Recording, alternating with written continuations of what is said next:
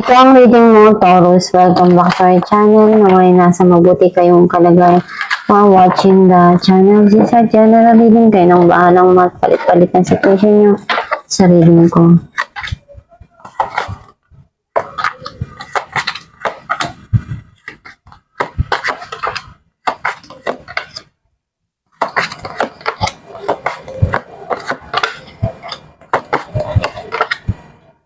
At the bottom of the deck, Page of Swords. I feel like yung energy mo, nasa-sense ko na may mga bagay ka dito gustong klaruhin, sabihin. Some of you pwedeng something here na you want to remove some people in your life na nagbigay sa'yo ng bigat na pakiramdam or nararamdaman. Ang mensahe ng card mo, nakikita ko na may mga pagmamahal ka na gustong iparamdam, ipakita, or dun sa tao, pwedeng sa sarili mo, na pinupunuan mo. May parating na success, victory, some of you pwedeng promotion, or public recognition. May mga moment na na-stress ka, may mga gumugulo sa isipan mo, and may mga bagay lang na nagpapalungkot para sa'yo dito.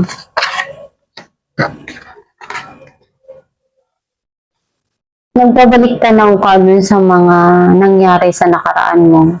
May mga memories na naalala mo pa rin na nagpapasaya sa puso mo.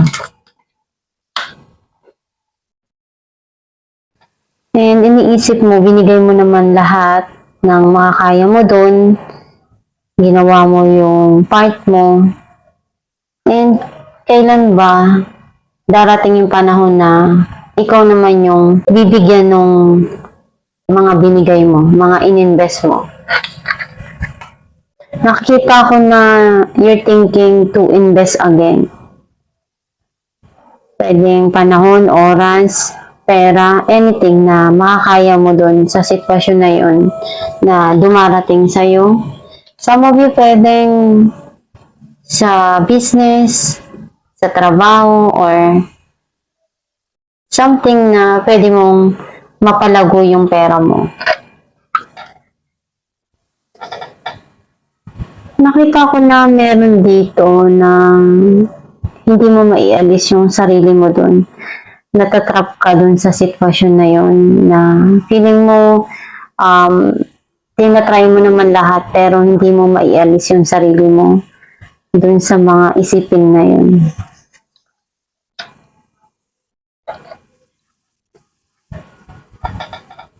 And natuto ka na, ilang ka ng nadapa, nasaktan, babangon at babangon ka pa rin. Kahit gaano karami pa yung dumating sa'yo, hindi ka mapapagod. Clarify natin ang The Lovers. Three of Cups and Three of Wands. Hinihintay mo na dumating to.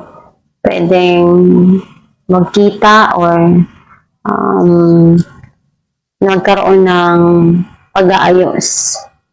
Some of you pwedeng nasa malayo, long distance. Clarify natin ang Nine of Swords.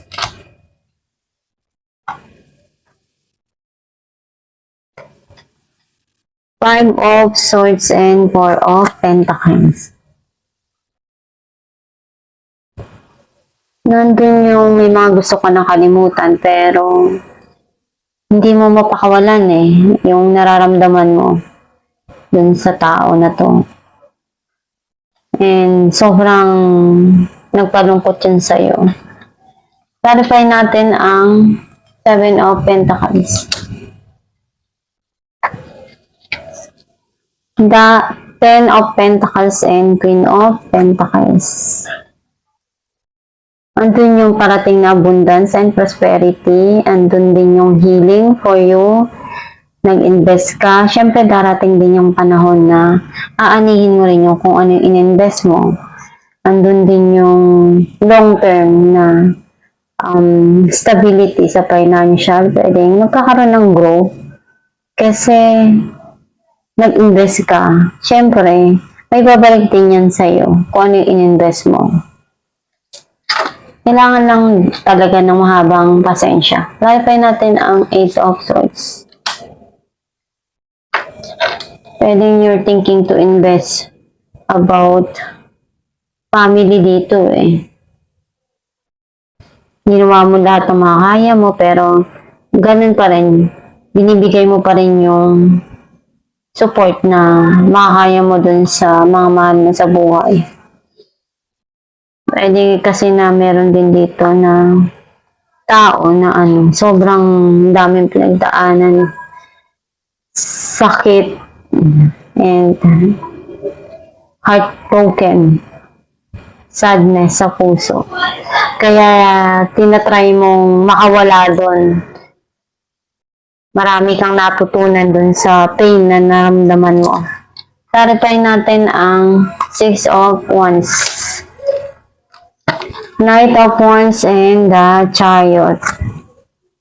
Someone is coming. Very passionate. Pwedeng ikaw din to. Nandun yung passion mo and magtatagumpay ka sa larangan na haharapin mo or papasukin mo. Clarify natin ang the Hermit. The Devil and the Hermit. May mga iniisip ka dito eh. Minsan napatutulala ka lang dun sa isang tabi. At may mga memories na naalala mo pa rin. Na nagkaroon kayo ng something very deep na connection. Clarify natin ang Queen of Pentacles. Queen of Wands and the Emperor. Healing and also controlling. Pwedeng kinokontrol mo kung ano yung mga bagay na gusto mong gawin for now. Ang gusto mo munang umpisahan or mangyari sa buhay mo is magkaroon ng heal, yung lahat.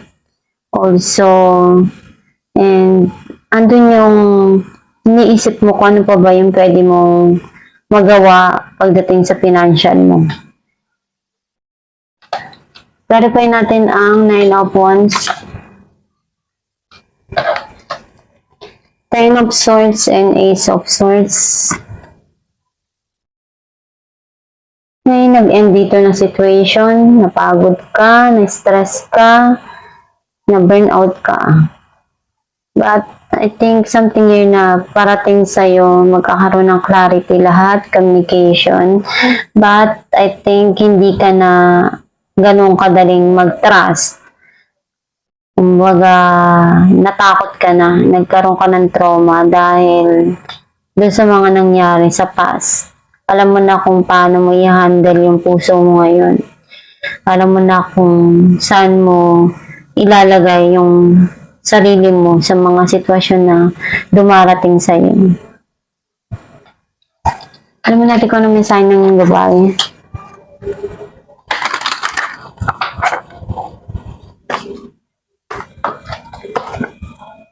Shower of abundance.